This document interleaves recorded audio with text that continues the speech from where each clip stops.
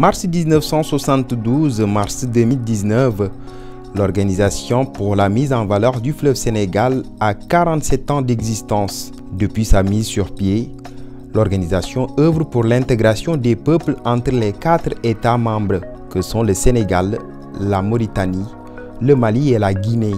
Au fur des ans, de grands ouvrages réalisés, d'autres en phase d'exécution. Le premier barrage qui a été réalisé et dont on voit aujourd'hui l'impact sur le développement agricole au Sénégal est le barrage de Diama. Ensuite a été créé le barrage de Manantali, qui est un barrage à but multiple qui sert également à améliorer les capacités d'irrigation au niveau de la vallée. Viennent ensuite le barrage de Felou, le barrage de Gouina qui est en construction. Et plus tard, le barrage hydroélectrique de Koukoutamba, qui est le plus gros barrage qui va être réalisé sur le Bafi. Ces aménagements ont un seul objectif, maîtriser les ressources de l'eau du fleuve Sénégal, je l'ai dit tout à l'heure, pour permettre le développement du bassin, développement social, développement économique. La journée mondiale dédiée à l'or bleu a servi d'occasion pour évaluer les progrès de l'organisme ouest-africain, liés notamment à l'accès à l'eau. Le socle sur lequel est bâtie notre organisation, comme je l'ai dit, c'est la solidarité. Et ce socle répond bien à cette préoccupation qui est exprimée par le thème de cette année, c'est-à-dire ne laisser personne au bord de la route, prendre tout le monde en charge en ce qui concerne l'accès à l'eau.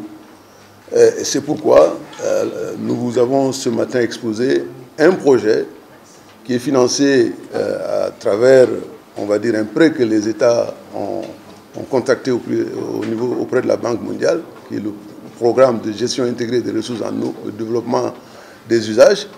Ce prêt nous permet aujourd'hui, avec les programmes qui sont en cours, que ce soit la réduction de l'impact des maladies liées à l'eau, que ce soit la lutte contre le paludisme par la distribution des moustiquaires imprégnés, ou que ce soit aussi par l'aménagement de périmètres irrigués villageois, de faire en sorte que les populations du bassin, partout où elles se trouvent, puissent, à travers les activités qui sont générées dans le cadre de ce projet-là, améliorer leur cadre de vie. Pour une meilleure intégration des peuples, un projet visant la reprise de la navigation maritime sur le fleuve Sénégal, s'étendant sur une distance de 905 km est en gestation. Le coût global est estimé à 475 millions d'euros et 3 sur les 4 États parties ont déjà donné leur aval. Le fleuve, comme vous le savez, est une voie de communication naturelle. Et c'est pourquoi l'organisation a mis au cœur de ses préoccupations la réalisation de cette infrastructure qui va permettre d'aménager le chenal qui est long de 905 km et qui va de l'embouchure du fleuve à Saint-Louis à Ambidédi. D'abord, aménager un port fluvio-maritime à Saint-Louis et un port fluvial à Ambidédi. Et entre les deux, des escales en Mauritanie, au Sénégal. Ce projet va véritablement servir de levier pour améliorer aujourd'hui de façon significative la quantité et la qualité des échanges, mais surtout, vous l'avez dit, par rapport à Saint-Louis, c'est un projet structurant.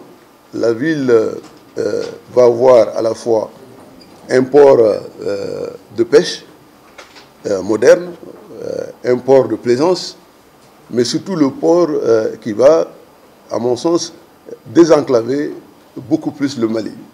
Autre question qui préoccupe l'instrument d'intégration, son caractère financier qu'il vise à autonomiser. Le système ne peut plus reposer que sur le financement des États qui recourent à un endettement qui est de plus en plus lourd de nos États.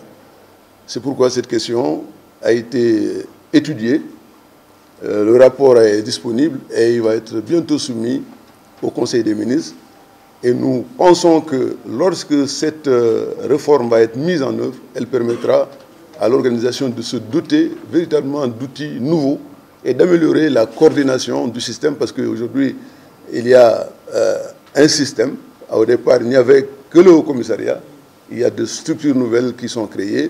Et avec la montée en charge, le besoin de coordination se fait sentir et cette réforme nous permettra de l'atteindre, en plus de nous donner un levier de financement qui permettra, à partir des ressources propres générées par l'hydroélectricité et les autres activités, de financer, on va dire, les programmes d'investissement de l'organisation. Classé en 2015 et 2017 premier organisme de bassin au monde, l'OMVS touche une population totale de plus de 44 millions de personnes réparties entre les 4 pays membres.